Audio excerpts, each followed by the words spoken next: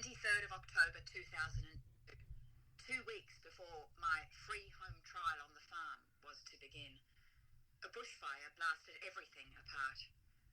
At sunset, I drove up the hill to Jen's house. She sat in the passenger seat, shoulders hunched. As I stared, I searched out her hand, brought it to my lips, and held it there, wishing I could kiss away the pain of this loss. Usually, at the particular point on the rutted driveway where the car demands another gear, the oasis appeared amid the spotty gum trees. Usually, my heart lurched at the sight of Jen sitting on a log beside a bonfire. This time, as the truck topped that rise, russet leaves crinkled on black trees and twisted tin arched over the ruins of the mud brick walls. The high-ceilinged barn with the sulky hanging from the roof was gone too. Stables gone, outdoor bathroom gone, machinery shed gone. Gone too were the Kirsterman bushes and palms, the pink bougainvillea and wild rosemary, the crucifix orchids and citrus trees. Only the blue plastic clothespeds dangled from the wire limbs of the hill's hoist. Welcome to the Good Reading Magazine podcast, sponsored by Pantera Press. Good Reading is a monthly magazine dedicated to books and reading and aims to help readers discover their next favourite book.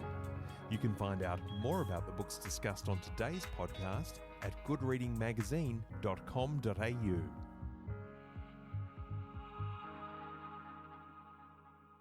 Welcome back to the Good Reading Podcast. I'm Erin Christie, and today we're joined by Hayley Katzen, whose new memoir, Untethered, explores the concept of belonging, mostly while living on an isolated property in a small country community. I spoke to Hayley about a range of her life experiences, including her recent involvement in the New South Wales bushfires at the start of 2020. Hayley, thank you for joining us today.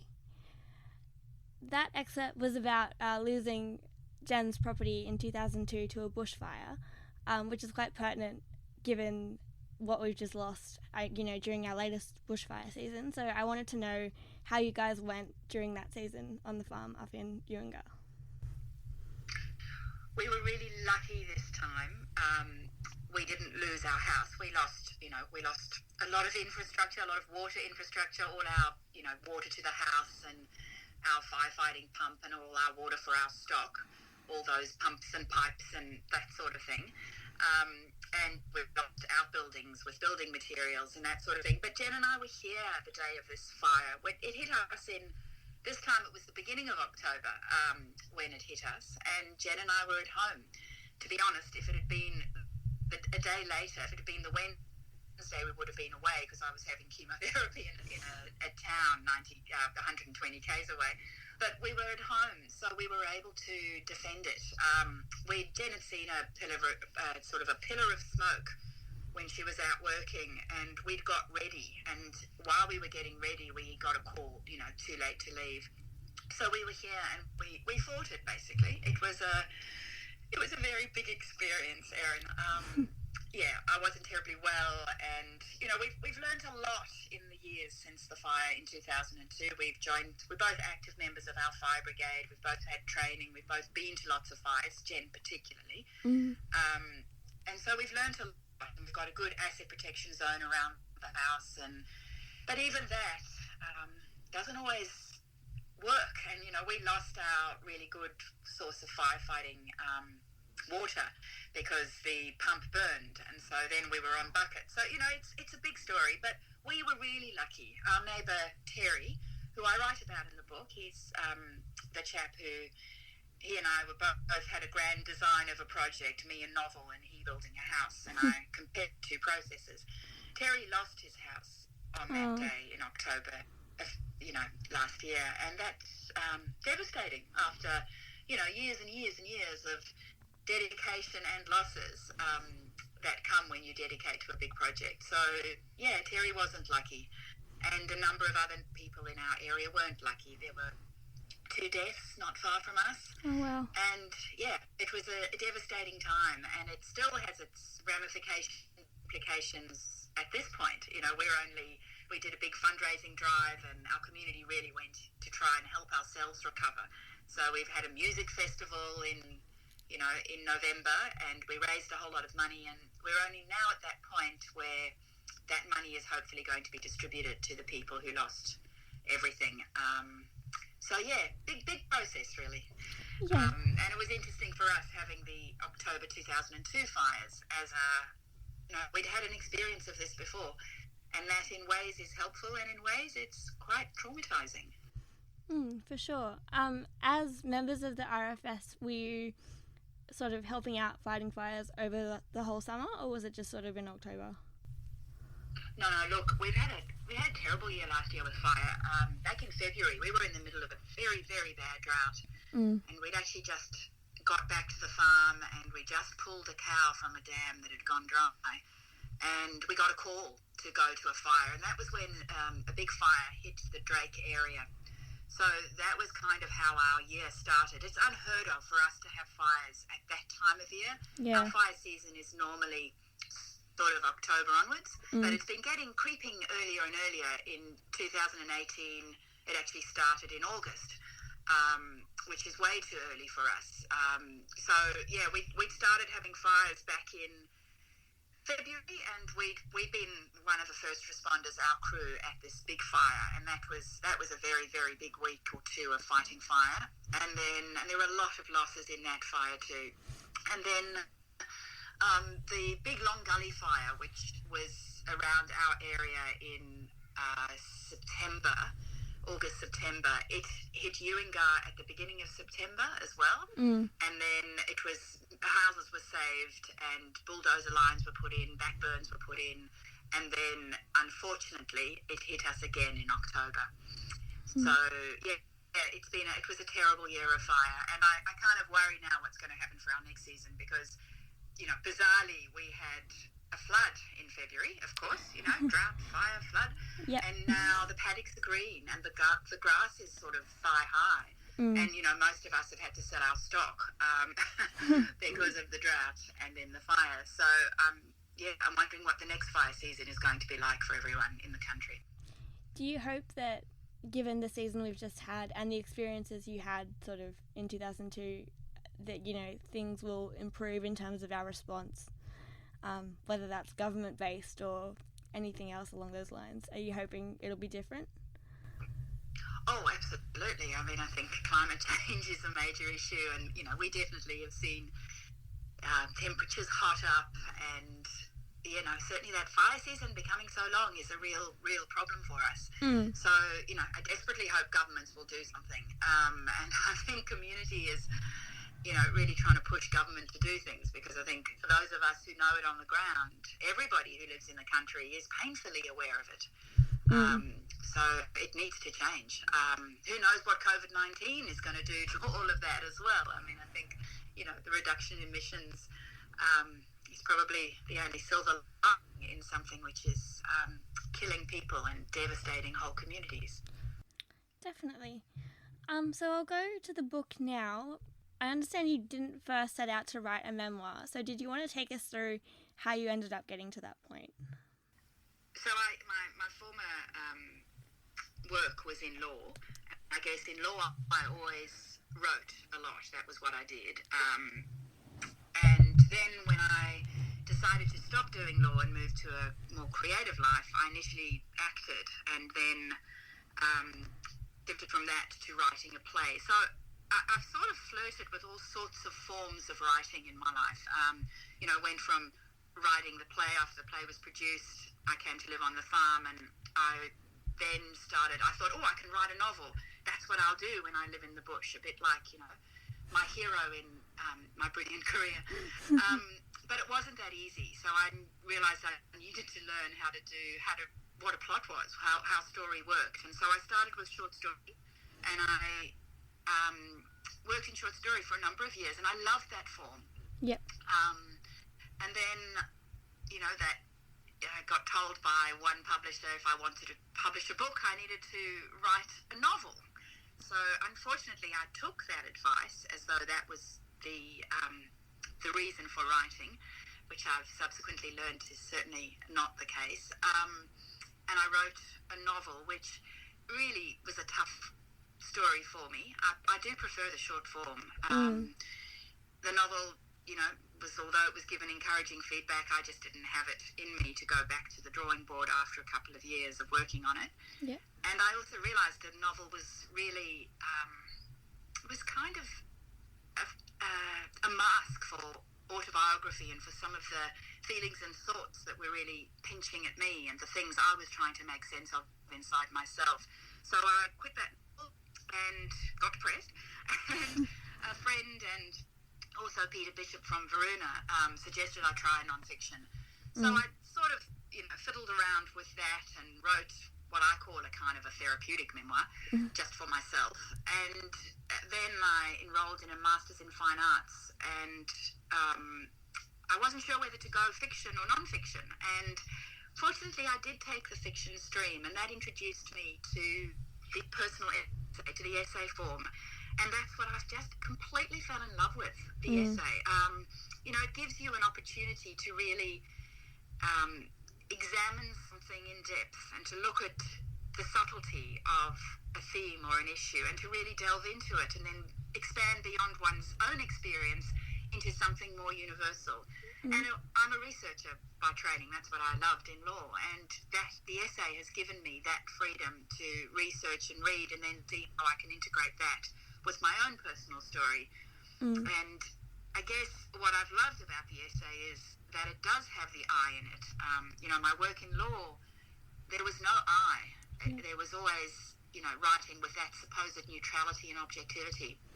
And I guess in my subsequent writing life, I've claimed that I and that everything is subjective. We always have a lens. So I worked long-winded. I worked in essay for a number of years. I wrote a number of essays, many of which were published. And I tried to make a collection of essays work, but I just couldn't quite get it to stick or find the way to make it, to weave them together. So I shifted, after an editor's advice, I shifted it into memoir. And that's been a great process. I've learned a lot about the structure of story, about the momentum of memoir as opposed to the kind of subtlety and different approach that essay has. Beginnings and endings are really interesting, and I've learned enormously through this process of turning this book into memoir. It's really not what I expected, but I guess that's what the creative process does. It just moves us along in ways we don't really control. And here I am now, very grateful to Ventura Press for taking it on and bringing it to the world for me. Beautiful. Did you find that, because you say that you quite enjoy writing short form, did you find it was it a bit of a process to figure out how long you wanted the memoir to be and how much you wanted it to cover in terms of making it into a long form piece? Because I drew on my essays, and that's the spine of the memoir. It's a lot of the things I've thought about while I've lived on the farm. I did have a version of it which started with me coming to live in Australia and had quite a lot about my South African life and my life before the farm. Those, sort of 6 or 8 years before I lived here in Australia. And I guess that's what I'm talking about in terms of where to begin something is as important where to end it. So the first version actually began with me arriving in Australia. I was looking at home very much from the point of view of, coming from another homeland to a new country. And so that was my first beginning. And then I rejigged the memoir to start when I first visited the farm, which is actually Jen's 40th birthday, some 25 years ago. So the book covers a big span. The first ending I had for the book ended the day I drove away from here to go and house sit in Melbourne. I decided I couldn't keep living here anymore. And that's where I ended the book the first time. And then I went back to the drawing board last February, just after I'd actually fought that fire. And I rejigged and I decided I would end the book in 2017 when I came back to the farm after 7 months in Melbourne circumstances drew me back here to be with Jen, and I've been here ever since, obviously. But where one ends a book is equally as challenging as where one begins a book, especially when you're writing your life, because your lens keeps changing, events keep happening. You know, I've had an extraordinary a lot of events in the last 2 years, from my mum's death, drought, bushfire, cancer, a great deal of things, a best friend's death. So, you know, where do you end a book, and what is going to, you know, develop that theme or that spine of the book into something that will resonate for a reader and also will make sense for me as I write? Of course. So I think I found for me, and I think many readers will find, that a central theme of the book appears to be belonging. Was that always your focus, or was that something that you developed as you realised it connected your experiences? Look, when I was writing the essays, I would, you know, really a big chunk of the book, I wrote an 8,000-word essay, which was kind of trying to write the story of my coming to live here and my struggle with it. Initially, I wrote that just as an essay. So I always knew that belonging was a crucial theme, and this search for home and where did I fit was always my big question. And it, you know, it's no longer drives me in the same way, but I think it's a big question for all of us, and that desire to belong, and have somewhere and people around us where we really feel ourselves, our habitat is right. So it's always been a big issue for me, but I also wasn't sure if difference was the theme I was writing about. So I had these competing themes for a while, and that's certainly what the essays reveal. Some of it's that unfamiliarity for an urban person with a country experience, and some of it's the experience of being, you know, a lesbian in a rural area, Jewish person in a rural area, all those sorts of other things. A more academic person rather than someone who's very good manually and practically. All those things were what were challenging me over these years of coming to live on the farm with Jen. So, you know, I wasn't sure if I was writing a love story, a book about belonging, or something about difference. And you know, it's been interesting seeing how people have responded to it.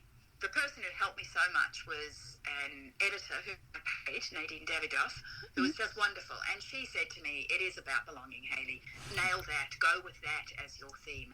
And that was, you know, that was the best advice, really, because then I just went for it and I stopped questioning myself about which direction to go in. I did submit it to some publishers before I submitted it to Ventura, and one of the publishers read it as a lesbian love story. I felt very strongly, though, that it is primarily a search for belonging and home. So I'm very grateful that I think, is how Ventura has seen it as well. Because I guess a book has many threads and many themes. And my book does have a lot of them, because there's activism in it, there's bushfire in it. There's a whole lot of different episodes in my life, which, you know, I could have expanded any single one of them. Which I guess is anybody's story. How do we choose the thread of our lives to focus upon? Yeah, I think that's really interesting. I think the book definitely, yeah, like you say, has so many threads. But I was particularly interested in the idea that it is, in a way, a bit of a love story. You write so much about Jan and your experiences of being together for so long now. Was that ever difficult to write about someone who you live with and are obviously so close to? Oh my God, it's been fascinating. So the way I've always written, and even when I was writing stories, is that I would, once I had a draft, I would, over a beer in the evenings, I'd read to Jen. Yep. And then we'd land up having a conversation. So certainly when it came to writing about our lives, those conversations were pretty interesting, because there's memory, there's interpretation, there are all those things, which, you know, when one writes nonfiction, even if one writes about oneself, one is still writing about other people, and that's the enormous ethical challenge. So with Jan, it was wonderful, because we did land up having challenging, stimulating, and deep conversations, which I think contributed to the development of our relationship and also to our understanding of each other. There were one or two scenes which she was not happy with, and after our conversations, I landed up changing those scenes, or just putting in lines so that she could feel okay about it too. Yeah. And it's a revealing book, and Jen did give me carte blanche to write about her and us. But the process has always been that I've shown her. I think the poor thing's read this thing a million times. She knows most of it by heart. But yeah, it's an interesting process when it is someone at home, and she'll say, "Oh my God, I learned so many things about you in the process." And I think that's what some of my friends have said too. I think we don't always know what's going on for the people we love or we think we know well. We all have an internal soundtrack which is, much deeper and more layered than that which we present to the world or even to our nearest and dearests.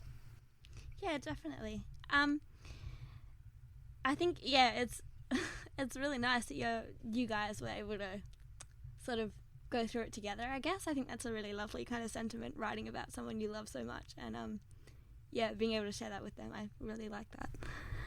And she's such a cool let's face it. So, lucky me to get it. I got to write about some really awesome people. To write about Jen, to write about the elderly poet Nessie Bell, who grew up here. Yeah. She lived in this rural area for like 86 years before she had to go live in an old age home. Oh, wow. And Frankie, my neighbour, he's an 83-year-old man who does right. And, our worlds are so completely different. And I also respect him so enormously for the way he's managed to find contentment in his life. So I think, that's what I've really learnt about is all these people who have taught me so much, just like this place has taught me so much. So too have the people in my community taught me an enormous amount, just about how to live, really. Yeah, of course.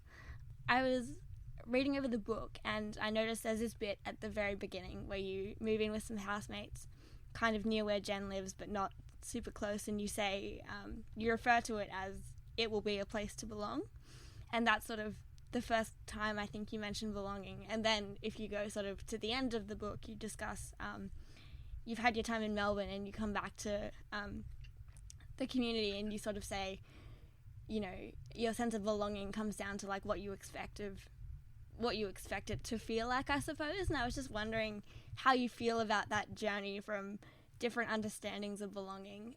Looking back, do you think you've sort of mastered it, or is there more to learn? I think there's always more to learn. I think where I've got to and why I feel okay about being on the farm now is I appreciate that I have got many selves. I do love to sit around and talk books and social justice and emotional stuff and spiritual stuff and learnings and ideas. And I also like to be in the bush, and I enjoy Friday Hall night and chatting with whoever's there, or being at the fire brigade meeting every second month. So I think what I've learned to accept that I've got many sides of myself, and that really I'm always going to feel primarily at home inside myself, and that's the most important home for me. It is inside, it's not outside. If I'm okay in myself, then I can be pretty much anywhere, because I do have many selves. So I think it has been a long journey of thinking that home was based on a homeland first, or perhaps on a family. The word for home in Hindi, I think, is family. So often that's how we associate home. But, once you migrate, things become less clear. And then, work it's always been my big home. I've always felt very comfortable in it. Choosing a creative path unsettled that comfort, because you don't get as much affirmation when you're a writer as, when you work in law. You don't get as much feedback from the world. But I guess, it's that thing of, for me, places, bricks and mortar aren't always what makes me find home. It's been much more about people for me. And so, community. At one point when I lived closer to the coast, where I lived was about 2.5 hours from the farm. And that community was a very different community from this one, and it was, my community was very lesbian back then, as well as university. So I think we look for home in lots of different places, home and belonging. And, for me, I've looked for it in family, in homeland, in place, in even, as a Jewess, in that sort of Jewish community. I've looked for it in work or in texts. I've very much looked for it in friendships and that sort of community. I've looked for it in social and political movements as an activist. And, I guess the lesson for me of these years in the bush is that home is much more about what's inside me. And it's, because I feel okay about myself now, and accepting all my many selves and not feeling apologetic about them, I kind of have a sense now that I can belong in any environment, that I'm safe in any place, and that I can mould and shape my own life to be happy wherever I am. Beautiful. That's so profound. I love that. So my last question is, what do you hope people will take away from this book? Look, I guess, the book is so much about belonging, and I think it's such a universal theme. I really do. I think even now with COVID-19, we're seeing everybody reaching out to try and connect and to form communities in different ways. And I think, it's connections that really matter, not where we come from, what we're interested in, or how we look that matters. It's how we connect. And I guess I'm really interested how people respond to this book and whether it makes them think about their own sense of belonging and connection and what gives them that sense of comfort. I think we live in a country where, we've seen so many people held in detention centres just because they're searching for somewhere to find home. We've seen, Aboriginal people dispossessed of their land. And we have a huge migrant history now in Australia. So I think all of us here have that sense of, and that need for belonging and for home. Thank you so much for your time today, Hayley. It was great to have a chat to you about the book, and we wish you best of luck from all of us at Good Reading. We hope the book goes really well for you. Thank you, Karen. Lovely to have a chat from the farm with you in, where? Out in Sydney somewhere? Yes, yep.